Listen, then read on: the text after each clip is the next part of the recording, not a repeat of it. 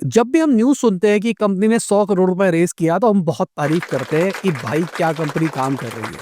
और कुछ टाइम बाद जब उनकी खबर निकल के आती है उन्होंने स्कैम किया है तो सब चुप हो जाते हैं। आज 2025 के अंदर ना स्टार्टअप का वो चेहरा सामने आ रहा है जो बहुत सारे लोगों ने पहले कभी सुना नहीं था, देखा नहीं था। फाउंडर्स ग्रोथ के पीछे पागल है। वो सिर्फ ग्रोथ लाने के लिए कुछ भी कर सकते हैं, किसी भी हद तक जा सकते हैं। जो स्टार्टअप कभी सक्सेस का चेहरा हुआ करते थे ना, आज वो स्कैम का चेहरा बन के रह गए हैं। आज इंडिया के अंदर फंडिंग जो है ना वो 4 ईयर लो के ऊपर है। इस साल हमको बहुत सारी यूनिकॉर्न देखने को नहीं मिली है। हमने बहुत सारे स्टार्टअप्स के डाउन डाउन होते हुए देखे हैं। हमने बहुत सारे बिज़नेस बंद होते हुए देखे हैं। ये जो चीज़ हो रही है ना, ये अचानक नहीं हुई है। ये सिस्टमैटिकली इंडिया के स्टार्टअप इकोसिस्टम के अंदर कॉर्पोरेट गवर्नेंस के जो मामले निकल के आ रहे हैं उसकी वजह से हो रही है। मैं आपको 5 ऐसे केसेस बताता हूँ जिसकी वजह से आपको पता लगेगा कि भाई स्टार्टअप फाउंडर्स क्या गलतियां कर रहे हैं जिसकी वजह से आज पूरे स्टार्टअप इकोसिस्टम को प्रॉब्लम्स आ रही है। ये सारी बातें आपको समझना इसलिए भी जरूरी है क्योंकि आपको लगता है कि आप सब कुछ सही कर रहे हो बट वो इलीगल होता है। तो सबसे पहले बात करते हैं हम ब्लू स्मार्ट कैब्स की, जो रिसेंटली स्कैंडल निकल के आया है। ब्लू स्मार्ट जो कि इंडिया का पहला ऑल इलेक्ट्रिक कैब प्लेटफॉर्म था, जहां पर जीरो कैंसिलेशन होती थी, कोई सर चार्जेस नहीं होते थे, क्लीनर था क्योंकि वो इलेक्ट्रिक के ऊपर चल रहा था। बहुत सारे लोग इस स्टार्टअप आइडिया को पसंद कर रहे थे। इनका बिजनेस मॉडल बहुत लीन तरीके से चला करता था। अच्छी सर्विस के चक्कर में कस्टमर की रिपीटेबिलिटी ज्यादा थी। साथ में ईवी होने के चक्कर में इनके मार्जिन सही निकल के आते थे। 2025 तक इनकी 8700 ईवी दिल्ली के अंदर चल रही थी और इनका ऐसा कहना था 9% मार्केट शेयर उन्होंने कैप्चर कर लिया है। अगर मंथली रेवेन्यू की बात करके चले तो 700 मिलियन का था। कंपनी $250 मिलियन की वैल्यूएशन पे पहुंच गई थी। बड़े-बड़े इन्वेस्टर ने इनके अंदर इन्वेस्ट भी कर रखा था।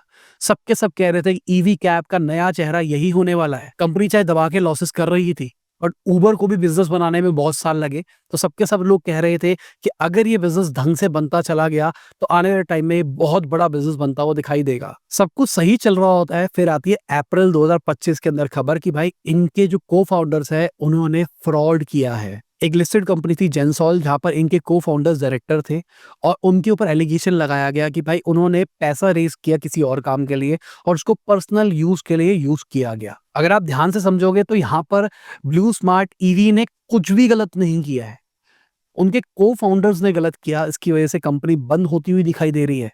हो सकता है कुछ ही महीने के अंदर इसकी फायर सेल भी करनी पड़ जाए। अब कहानी आपको समझा देता हूँ, कहानी क्या है। एक कंपनी थी जेंसॉल के नाम से, वो ऑलरेडी लिस्टेड थी और सब कुछ सही चल रहा था। तो उन कंपनी के को-फाउंडर ने एक और कंपनी खोली ब्लू स्मार्ट के नाम से। अब ब्लू स्मार्ट को ग्रो करने के लिए उन्होंने एक बिज़नेस मॉडल बनाया कि भाई ये वाली जो कंपनी है, ये वाली कंपनी इस वाली कंपनी को लीज़ पे गाड़ियाँ देगी। तो जो ब्लू स्मार्ट है उसकी सारी गाड़ियाँ ये कंपनी प्रोवाइड कर रही थी। अब ये वाली जो कंपनी थी, ये बैंक से लोन ले रही थी, अलग-अलग जगह से लोन ले रही थी, इस कंपनी को गाड़ियाँ प्रोवाइड करने के लिए। ये जो गाड़ियाँ प्रोवाइड करी जा रही थी, लीज़ के ऊपर करी जा रही थी। तो ब्लू स्मार्ट का बिज़नेस मॉडल बहुत ही इफेक्टिव दिखाई दे रहा था कि भाई आपको कैपिटल इंटेंसिव काम भी नहीं करना, आपको गाड़ियाँ खरीदनी नहीं है, आप डायरेक्टली गाड़ियाँ लीज़ के ऊपर ले रहे हो। ब्लू स्मार्ट वालों ने अपने खुद के ड्राइवर ऑन बोर्ड कर रहे थे, उनको सैलरी दे रखी थी, जिसकी वजह से पूरा राइड हीलिंग इकोसिस्टम के अंदर कंट्रोल ला पाते थे या आपको नो कैंसिलेशन या फिर इफेक्टिव सर्विस दे पाते थे। फिर सेबी का एलिगेशन निकल के आता है कि भाई ये जो पेरेंट कंपनी है जेंसॉल, इसके जो को-फाउंडर्स है, इन्होंने जो लोन लिया था इस कंपनी को गाड़ियां प्रोवाइड करने के लिए, उसको पर्सनल यूज के लिए यूज करना शुरू कर दिया है। गाड़ी देनी थी, इतनी गाड़ी कम दी गई, वो जो पैसा बचा उसको पर्सनल यूज के लिए ले लिया। कहीं पे अपनी क्रेडिट कार्ड पेमेंट दे रहे हैं, कहीं पे अपने ट्रैवल के पैसे दे रहे हैं, कहीं पे अपने घर के पैसे दे रहे हैं। अब यहाँ पे फ्रॉड पता क्या है, आपने बैंक से पैसा लिया था एबीसी काम के लिए और आपने उससे एक्सवाईजेड काम कर लिया, तो दिस इज इलीगल। दूसरा, अगर आपको पैसा अपने पर्सनल यूज केस के लिए चाहिए तो आपको बोर्ड से अप्रूवल लेना पड़ेगा। आप ऐसे ही नहीं निकाल सकते कि भाई कंपनी के अकाउंट में पड़ा है, चल यार मेरे पर्सनल अकाउंट में ट्रांसफर कर दे, चल मैं घूमने के लिए चला जाता हूँ। नॉर्मली इंडियन बिजनेस के अंदर क्या होता है, हमारे पास में थोड़ा पैसा इकट्ठा हो जाता है तो हम वहां से पैसा निकालते हैं और अपना पर्सनल घर ले लेते हैं। हमको कोई रोकता नहीं है क्योंकि वो हमारी कंपनी है। बट यहाँ पर आप इन्वेस्टर्स ले आए हो, आपने अपनी कंपनी को पब्लिक लिस्ट कर दिया है, तो वो जो पैसा है वो खाली आपका नहीं है, वो सबका है। सिमिलरली अगर किसी ने फंडिंग ली है तो वो जो इन्वेस्टर ने कंपनी में इन्वेस्ट किया है तो आपको उससे अप्रूवल लेना पड़ेगा, भाई इस पैसे को मैं इस यूज केस के लिए यूज करना चाहता हूँ। अगर आपको वो अप्रूवल देता है तो इलीगल नहीं होगा। अगर आपको ऑफिस आने जाने के लिए गाड़ी चाहिए और उसके लिए आपको हमर खरीदनी है, अगर आपको इन्वेस्टर कहता है ठीक है भाई खरीद ले कंपनी फंड के ऊपर, तो ये इल्लीगल नहीं है। बट अगर आप उसको बिना बताए ले लोगे, तो यहाँ पर कॉर्पोरेट गवर्नेंस का इशू आता है। जरूरी नहीं है इन्वेस्टर इसके लिए आपको सुनाएगा या आपको कंपनी से निकाल देगा, बट जब आपकी कंपनी का डाउनफॉल आएगा ना, इन्वेस्टर इस बात को जरूर याद रखेगा। अब आते हैं अगले केस की तरफ, मेडिका बाजार। भाई ये कोविड के टाइम पे ना बहुत तेजी से बढ़ती हुई स्टार्टअप थी। ये हॉस्पिटल की सप्लाई चेन को डिजिटलाइज कर रही थी। इन्होंने 5,000 से क्लाइंट्स को कनेक्ट किया वेंडर से डायरेक्टली, और कोविड के अंदर बहुत सारे लोगों की मदद करी। 2021 के अंदर सीरीज सी राउंड तक इनकी फंडिंग पहुंच गई और 5,000 से ज्यादा हॉस्पिटल से कनेक्ट भी हो गए। फिर 2022 के अंदर किसी विसिल ब्लोअर ने अंदर की बात खोल दी, और वो बात क्या थी कि कंपनी अपने नंबर्स को बढ़ा के दिखा रही थी। ये दूसरा बड़ा फ्रॉड है जो कि स्टार्टअप दुनिया के अंदर हमको देखने को मिलता है। आज के टाइम पे अगर वैल्यूएशन की बात करके चले तो आपको रेवेन्यू के मल्टीपल पे मिलता है। अगर आपकी कंपनी आज 500 करोड़ का रेवेन्यू कर रही है, 6 महीने के बाद वो 2,000 करोड़ का रेवेन्यू करती है, 6 महीने के बाद में वो 5,000 करोड़ का रेवेन्यू करती है, मतलब आपकी कंपनी बहुत तेजी से आगे बढ़ रही है। तो सिमिलरली आपकी वैल्यूएशन भी आगे बढ़ती चली जाएगी। अगर मैं ये सारे नंबर इन्फ्लेट कर दूं, एक्चुअली मेरी कंपनी 500 से 600 करोड़ पहुंची थी, बट मैंने ऑन बुक्स कुछ घुमा के 600 से 800 करोड़, 1,000 करोड़ कर दिया। तो मिस रिपोर्टिंग के चक्कर में मेडिका बाजार का बैंड बजता हुआ दिखाई दिया। यहाँ पर जो इन्वेस्टर थे जिन्होंने कंपनी में इन्वेस्ट किया था, वो कह रहे हैं कि भाई हमारे जो 279 करोड़ है ना, उसको वापसी करो। हमको ये जो आपने मिस रिपोर्टिंग करी है, इसकी वजह से इतने रुपए का लॉस हुआ है। जर्नली इन्वेस्टर्स ऐसा नहीं करते हैं, वो अपने पैसों को वापसी नहीं मांगते हैं। और आप समझो इन्वेस्टर इस टाइम कितना भरा पड़ा है। यही सेम कहानी हमको जिलिंगो के साथ भी दिखाई दी थी, जहां पर इस कंपनी की जो सीईओ और को फाउंडर थी, उनको उनकी कंपनी से ही निकाल दिया था। ये कंपनी फैशन को B2B डिजिटलाइज कर रही थी। साउथ ईस्ट एशिया के अंदर लोकल वेंडर को एक डिजिटल प्लेटफॉर्म प्रोवाइड किया इन्होंने। देखते ही देखते कंपनी की वैल्यूएशन $970 मिलियन पे पहुंच गई। जो कंपनी की को फाउंडर थी अंकिति बोस, वो एक सेलिब्रिटी बन गई, हर जगह पे उनके चर्चे होने लग गए। इनका ऐसा कहना था इन्होंने 1,000 से ज्यादा वेंडर्स ऑन बोर्ड कर लिए हैं। सिक्वोया जैसे इन्वेस्टर्स थे इनके पास में। फिर एक विसल ब्लोअर आता है, वो बताता है कि कंपनी ने अपने रेवेन्यू को फेक रिपोर्ट किया है। देखा जाता है 2022 तक, 3-4 साल हो चुके होते कंपनी को, कंपनी ने अपनी ऑडिटेड रिपोर्ट ही सबमिट नहीं करी होती है। अब इन्वेस्टर्स इनको इनकी कंपनी से ही निकाल देते हैं और फाइनली कंपनी लिक्विडेशन प्रोसेस के ऊपर चली जाती है। अब यहाँ पे भी अगर आप देखोगे, रेवेन्यू को इन्फ्लेट किया जा रहा है। आप ऑडिटिंग इसलिए नहीं करा रहे हो क्योंकि अगर आप ऑडिट कराओगे किसी बड़ी कंपनी से, तो आपका जो रेवेन्यू इन्फ्लेशन है शायद वो पकड़ा जा सकता है। अंदर की बात बताऊं तो कई केसेस में वो भी पकड़ा नहीं जाता, उसमें भी जुगाड़ हो जाता है। अब मुझे पता है किसी के दिमाग में सवाल चल रहा होगा कि भाई कंपनी ने एक्चुअली 500 करोड़ का रेवेन्यू रिपोर्ट किया, बट 700 करोड़ का रेवेन्यू दिखा दिया, ये तो गलत चीज हो गई ना। ये 200 करोड़ कैसे दिखाएंगे बुक्स में? भाई कंपनी लॉस में आप समझ नहीं रहे हो। कंपनी को हर 100 करोड़ के ऊपर मान के चलो 5 करोड़ का लॉस बियर करना पड़ता है। अब अगर कंपनी 500 करोड़ का रेवेन्यू रिपोर्ट करती है, तो उसको भाई 5 गुना लॉस भी तो रिपोर्ट करना पड़ेगा, 25 करोड़। अब वो जो एक्स्ट्रा लॉस उन्होंने बियर किया है, वही खर्चा में से कुछ पार्ट लगा देते हैं रेवेन्यू को इन्फ्लेट करने के लिए।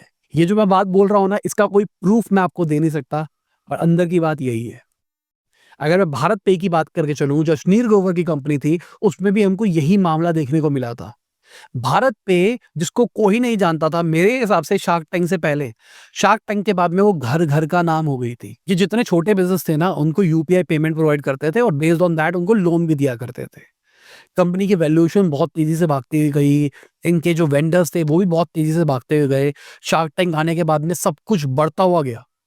बट फिर एक ऑडियो लीक होती है जहाँ पे अश्नीर ग्रोवर और एक बैंक ऑफिशियल बात कर रहे होते हैं और वहां पर गालियां चल रही होती है।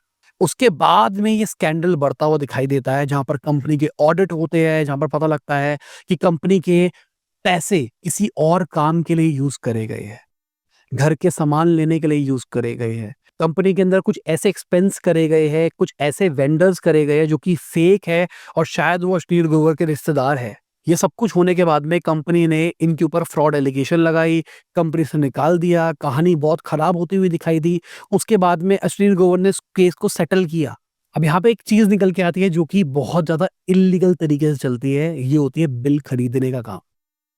इंडिया के अंदर बहुत सारे बिजनेसेस फेक बिल खरीदते हैं। आज जो इनकम टैक्स और जीएसटी बोर्ड है ना, वो अभी रेडे मार रहा है बहुत सारी कंपनीज के ऊपर। ये कंपनीज करती क्या है, ये आपको सिर्फ फेक बिल जनरेट करके देती है, मतलब आपको फेक एक्सपेंसेस ला के देती है। आपको कंपनी के अंदर दिखाना है कि भाई मेरी कंपनी में 40 एम्प्लॉइज काम कर रहे हैं कॉन्ट्रैक्ट के ऊपर। तो एक कंपनी बैठी है, आपने उनको पैसा दिया, आप मंथली उनको 40 एम्प्लॉइज की सैलरी दोगे, वो आपको पैसा किसी अकाउंट में ट्रांसफर कर देंगे, कैश में दे देंगे, बिटकॉइन में दे देंगे, जिस फॉर्म में आपको चाहिए उसमें दे देंगे, और उसके ऊपर वो एक कट लेंगे। अब किसी को लग रहा होगा ये भाई ये तो बेवकूफ़ी है, कोई अपने प्रॉफिट में से ये चीज़ें खराब क्यों करेगा। पर आप समझो ना, अगर इन्वेस्टर का पैसा लगा हुआ है, आपका खुद का पैसा है नहीं, तो अगर आपको 20% कट देना भी पड़ रहा है किसी को, तो कोई प्रॉब्लम नहीं आती है। और अब फाइनली मैं एक और कंपनी के बारे में बताता हूँ जहां पर स्कैम बहुत बड़ा निकल के नहीं आया है, वो बाल बाल बच गए हैं। हो सकता है आगे कुछ निकल के आ जाए। कंपनी का नाम है वर्स, जो कि जो स्टॉक और डेली हंट की पेरेंट कंपनी है। 2 बिलियन से ज्यादा पैसा रेस कर चुके हैं, $5 बिलियन की इनकी वैल्यूएशन है। अभी रिसेंटली डेलॉयट ने इनका ऑडिट किया और उस ऑडिट के अंदर बताया गया कि बहुत सारी जगहों के अंदर ढंग से काम नहीं किया गया है। अगर प्रिसाइज टर्म्स में बात करके चलूं तो कहा गया कंपनी के जो कंट्रोल्स है ना, वो वीक है। ये खबर आने के बाद में कंपनी के सीएफओ ने रिजाइन कर दिया। अभी खाली शोर मचा था, सीएफओ ने रिजाइन कर दिया, तो यहाँ पर ना चोर की दाढ़ी में तिनका दिखाई देता है मुझे। ऑल दो ऑडिट हो गया है, दिस मीन्स कोई फ्रॉड नहीं निकल के आया है फिलहाल के लिए। और अगर सीएफओ छोड़ के जा रहे हैं तो हो सकता है इंटरनली कुछ हो रहा हो। चलो एक और बोनस दे देता हूं आपको, बायजूस का। बायजूस भी एक टाइम पे दुनिया की सबसे बड़ी एडटेक स्टार्टअप थी, बहुत दबा के फंडिंग रेज करी थी, और आज उनके फाउंडर कहीं दिखाई नहीं दे रहे, कंपनी को फंडिंग नहीं मिल रही है, कस्टमर्स का ट्रस्ट भी जा चुका है, मार्केट में एकदम नेगेटिव इमेज भी बन चुकी है, इन्वेस्टर से पैसा भी नहीं मिल रहा है, और जो कंपनी के फाउंडर है उनके ऊपर फ्रॉड एलिगेशन भी लग रहे हैं। यहाँ पर एलिगेशन है कि जो कंपनी के फाउंडर थे वो बोर्ड की सुनते ही नहीं थे, अपनी चलाते थे। बोर्ड कहता था इस तरीके से काम कर लो, वो कहता नहीं भाई इस तरीके से मैं काम करूंगा। सिंपल सी बात, अगर आपकी प्राइवेट लिमिटेड कंपनी है तो जो बोर्ड मीटिंग होती है उसका मतलब ही होता है कि वहां पे एक्सपीरियंस लोग बैठे हैं और वो सब के सब प्लान बना रहे हैं कि इस तरीके से कंपनी को रन करना है, कहाँ-कहाँ हम गिर सकते हैं, कहाँ-कहाँ उठ सकते हैं। तो आपको सबका पॉइंट ऑफ व्यू साथ लेके चलना चाहिए। अगर वो सारे के सारे बोर्ड मेंबर में आपके इन्वेस्टर्स बैठे हैं तो बिल्कुल उनकी बात सुननी चाहिए। तो पहली चीज़ बायजूस ने वो वाली चीज़ नहीं सुनी, उसके बाद में एक बहुत बड़ा एलिगेशन निकल के आया कि भाई पैसे गायब कर दिए गए। एक पैसे को दूसरी कंपनी में ट्रांसफर किया गया, उस कंपनी से कहीं और पे इन्वेस्ट किया गया, जहाँ पर इन्वेस्ट किया गया भाई वो तो कंपनी एग्जिस्ट ही नहीं करती थी, और जिस कंपनी ने इन्वेस्ट किया था उसको बैंकरप्ट कर दिया गया। तो ये जो भी सीन था ये तो भाई अंत लेवल का इल्लीगल चीज़ है, अगर ये सही में हुआ है तो। एक चांस ये भी हो सकता है कि इन्वेस्टर भरे पड़े थे, क्योंकि कॉन्स्टेंटली पिछले कुछ टाइम से बायजूस उनके सुनते नहीं थे, कंपनी की वैल्यूएशन घटती चली गई, आज बिजनेस बिल्कुल डेड हो चुका है। किसकी वजह से? क्योंकि बायजूस ने सबकी सुनी नहीं। तो इस चक्कर में इन्वेस्टर ने जहां मौका मिला वहां बायजूस को दबाने की कोशिश करी। तो सिंपल सी बात है, 6 केसों की बात करके चले, जब भी फाउंडर बोर्ड से बड़ा हो जाएगा, उसका कैरिज्मा उसके कंट्रोल से बड़ा हो जाएगा, कंपनी बर्बाद होती हुई दिखाई देगी। फाउंडर अपनी पीआर के ऊपर ज्यादा काम करेगा बट बिजनेस के ऊपर ज्यादा काम नहीं करेगा, कंपनी बर्बाद होती हुई दिखाई देगी। फाउंडर सिर्फ ग्रोथ के पीछे भागेगा कि कुछ भी हो जाए मुझे तो बस रेवेन्यू बढ़ाना है, बट उसके पीछे कंप्लायंस ढंग से नहीं करेगा तो कंपनी बर्बाद हो जाएगी। अगर कंपनी के अंदर ट्रांसपेरेंसी नहीं होगी, किस तरीके से फंड्स कहां पर मूव हो रहे हैं, बोर्ड से पूछ के सारे डिसीजन नहीं लिए जाएंगे, तो कंपनी बर्बाद हो जाएगी। मुझे प्रॉफिकॉन कंपनी के फाउंडर ने बोला था कि अगर आपको बिजनेस करना है तो सबसे इंपॉर्टेंट चीज है कंप्लायंस। और ये पूरा जो इंसिडेंट होता हुआ दिखाई दिया ना, मुझे इसमें लग रहा है कि भाई कंप्लायंस ही एक सबसे बड़ी प्रॉब्लम निकल के आ रही है, और कहीं ना कहीं स्टार्टअप इकोसिस्टम को अगर कोई चीज डुबोएगी तो कंप्लायंस ही डुबोएगी। बाकी मैंने आज से 1.5-2 साल पहले एक वीडियो बनाई थी जहां पर किस तरीके से कंपनी फ्रॉड करती है, कहाँ से पैसा किधर जाया जाता है, वो सारी चीजें कवर करी थी। बहुत सारे फाउंडर्स मुझसे नाराज है उस चक्कर में। बहुत सारे फाउंडर्स जो मेरे कभी दोस्त हुआ करते थे, उनके मैसेज आए थे मेरे पास में कि तूने अच्छा नहीं किया। मैं उनका नाम नहीं लूंगा कभी, बट बहुत सारे लोग इंडिया के अंदर ये चीजें कर रहे हैं और होता है। बस अभी क्या है, अभी ये चीजें सामने आ रही है, पहले सामने नहीं आ करती थी। तो उस वीडियो को देख लेना, आपको थोड़ा और जो कॉर्पोरेट गवर्नेंस के अंदर फ्रॉड हो सकते हैं वो समझ में आएगी। अगर आप किसी स्टार्टअप में काम कर रहे हो और आपको पता है कि कंपनी में कुछ फ्रॉड्स चल रहे हैं, इट्स बेटर कि उस कंपनी को छोड़ दो। क्योंकि आज नहीं तो कल वो कंपनी बंद होती हुई दिखाई देगी। और अगर आपको पता है, अगर आप उसके अंदर पार्टिसिपेट कर रहे हो, तो आप भी फंसते हुए दिखाई दे सकते हो। अगर आप एक फाउंडर हो और कुछ ऐसा कर रहे हो, तो प्लीज भाई छोड़ दो। इस टाइम पे चीजें स्ट्रिक्ट होती हुई दिखाई दे रही है, कहीं आपके चक्कर में पूरे स्टार्टअप इकोसिस्टम के ऊपर डेंट ना लग जाए। और अगर आप फंडिंग रेज करने का प्लान कर रहे हो, तो मैं क्लियर बोल रहा हूँ भाई, फंडिंग रेज करना इज अ लायबिलिटी। आप किसी का पैसा ले रहे हो अपना बिजनेस ग्रो करने के लिए, आपको उसको पैसा कमा के देना ही पड़ेगा, आपको उसकी बात सुननी ही पड़ेगी, जिसकी वजह से आपकी कंपनी की ट्रेजेक्टरी बदल सकती है। आप सोचे थे कि मैं इस तरीके की कंपनी बनाऊंगा, बट इन्वेस्टर आने की वजह से आपको किसी और डायरेक्शन में जाना पड़ सकता है। तो फंडिंग सुनने में अच्छी लगती है, जरूरी नहीं है उतनी अच्छी हो। तो इसी के साथ में आज की ये एक रिवीलिंग केस स्टडी खत्म होती है। उम्मीद करता हूँ आपको समझ में आया होगा मैं क्या समझाने की कोशिश कर रहा हूँ। और मेरे को ऐसा लगता है कि शायद मैं कई लोगों का दिमाग सही कर पाया हूँगा, ताकि हमारा देश आगे खराब ना जाए। तो चलिए बाय, गुड बाय, शब ख़ैर, खुदा हाफ़िज़, गुड मॉर्निंग, गुड आफ्टरनून, जब भी आप वीडियो को देख रहे हैं। जय हिंद, वंदे मातरम, दुआ में याद रखना। शहजादा मैं हुआ जो रानी तू बनी, क्या करूँ अब, दुआ कुछ बाकी ही नहीं।